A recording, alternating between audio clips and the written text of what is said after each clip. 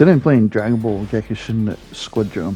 This is a 4v4 online Dragon Ball game, but there's a lot more to it, and it's not just a simple Dragon Ball game like you would think.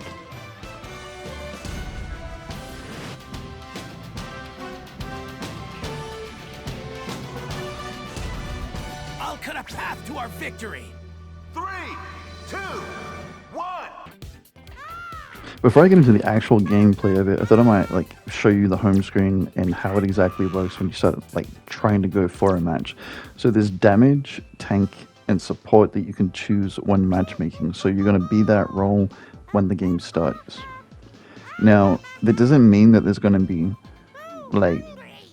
a standard amount of each thing. Sometimes you're going to have all damage, sometimes you're going to have all damage and then one technical.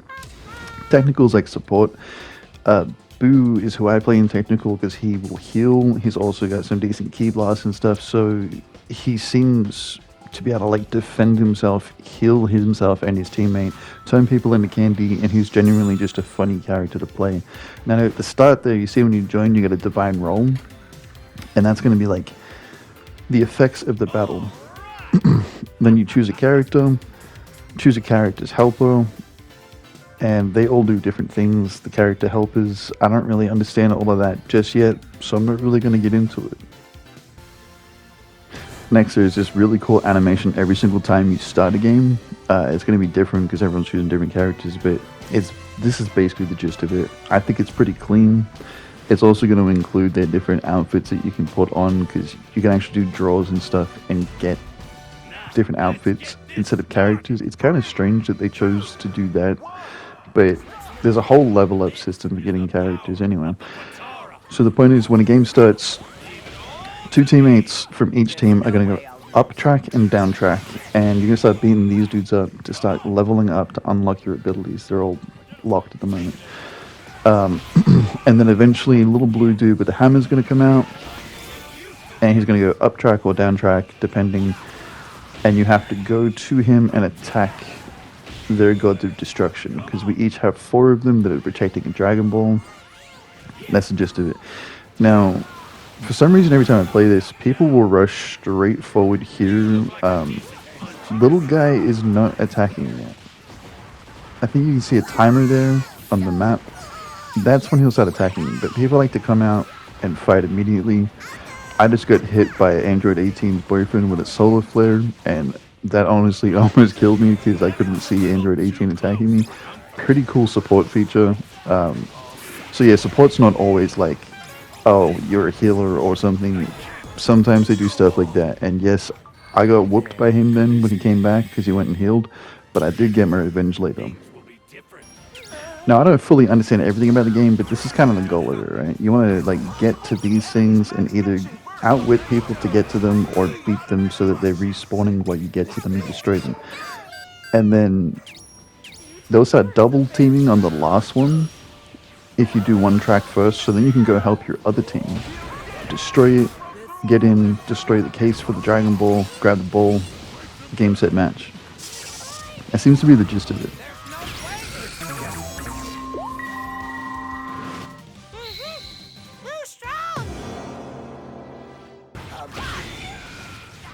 Now, obviously, there's a lot that I left out that I don't understand, like max Genshin bursts and stuff like that, but I think that might be when you're attacking the God of War and you let off your special. As you can see, I have a special that I can use right now outside of their God of War on just random characters if you want to be a bully and stop people from getting to your guy. But here's something interesting that happens when you're attacking the Genshin. You see that blue thing with the timer? If that runs out and you're in it, you will take damage from standing in that circle. As you see there, you can just straight up die. That doesn't really matter, but I did that on purpose to get back, by the way. I know that seems like a lie right now, but I thought that would be quicker than running back all the way to the start to get to my defense point. I might have been wrong about that. I'm not going to lie. That might have been a really stupid move. Alright, so my teammate is fighting for his life over here. I can't heal him. He has to get all the way back to a God of War that's not being attacked to get healed. So it's my job to hold these guys off for the point whatever seconds, and look at that health. They have a max Genshin burst and something else going on, and there was no winning that dude. He whooped me. But I stopped him from attacking our God of War. That's God of War, God of Destruction. That's the point. And again, naturally I went back and I got some revenge. I don't care how much health you have. Skill is a more important thing. Also, this is really funny because when I put that support character down, I don't know why, but you see Homeboy there just locked onto him and starts beating him up. And then he starts running away because Cell popped up as well. I don't know, either way. By the way, for some reason, Trunks is incredibly strong in this game. On top of that, this is making him even stronger. You get a massive health boost, massive damage boost. I think there's a few characters that can transform. Not all of them really have transformations, obviously. But the damage difference of him Super Saiyan and normal is insane. Look at that. That's a special. Completely whooped that boy. The boss is currently trying to beat me and Cell at the same time. She's running. I mean, he's running. Completely overpowered. Then we beat the boss as well. That gives us more of a bonus. I don't really exactly know 100% what that does. I'm going to be honest. Sometimes I just follow people and do what they're doing. And I do the gist of attacking and defending my side from the God of War's God of Destruction's being broken. But yeah, Trunks is incredibly overpowered, and dude, this Cell and him together, they shouldn't be working together, but holy crap. Absolutely zero chance.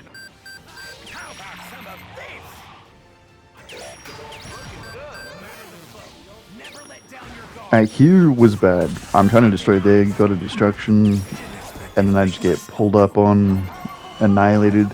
And the worst part is, now I'm on a 24-second respawn. While that's happening, both of them are at God of Destructions, destroying them. Now, we're on respawn, and they're about to completely break through. All they have to do after that is break the DragonBall case and get the ball, and they win. And yeah, we weren't going to let that happen. Completely missed that special, by the way. That is such a shame. But we defended this case mad. They should have played this a little bit smarter and not fully destroyed that first. Because now all of them are right here and we all just annihilate them.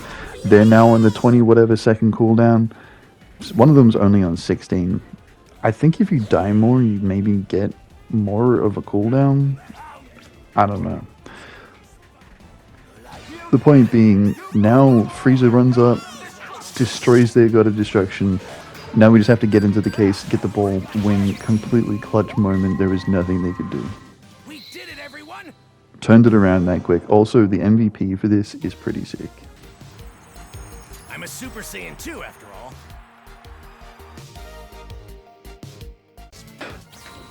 all. So when you level up your characters, you'll get stars for the character, making them a better character, I think. And then eventually you'll get to like this part where you can unlock a new character using it.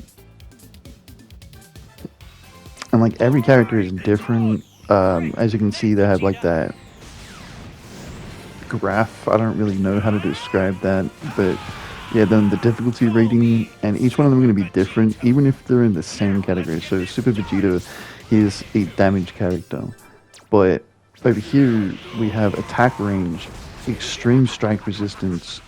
It's just through the roof on this damage character. And then, of course, all the support characters in that are also going to be different. He does not have much strike resistance, however, his energy resistance and attack range is insane. So he can attack in a huge radius with things. And he's just really cool. These animations, by the way, in choosing the characters, is incredibly clean and pretty cool. I like that there's this much information when you're grabbing the character. Also, it wouldn't be a Dragon Ball game online without there being draws. However, when you get the pulls or the draws, it's for like emotes and character costumes. You don't actually get characters from it. However, you can fully buy the characters, and there's also a daily where you can get pieces of characters and stuff, but you don't get the characters when you get them pieces. You get to level them up with it. So a lot of it seems mostly cosmetic with the store and the draws, which I like that because it's going to be less like power disturbances. It's more about progressing the game than just straight buying it. However, I think this one might be a little insane. If you get Bardock, dude, I think buying Bardock straight up right now might be a little crazy. But yeah, this is how the pulls work. You can do 5 at a time, or you can do 1 at a time, and it'll just give you an emote or a costume. I've never pulled a character from it. Anyway, this game is incredibly fun, free to play. Pretty cool. Oh yeah, this is how the costumes work too, before I do go. So you just like come here, you can equip them. Let me show you some of Boo's ridiculous costumes. There is more in this store too. There's like pajamas with candy in it. Anyway, fun game.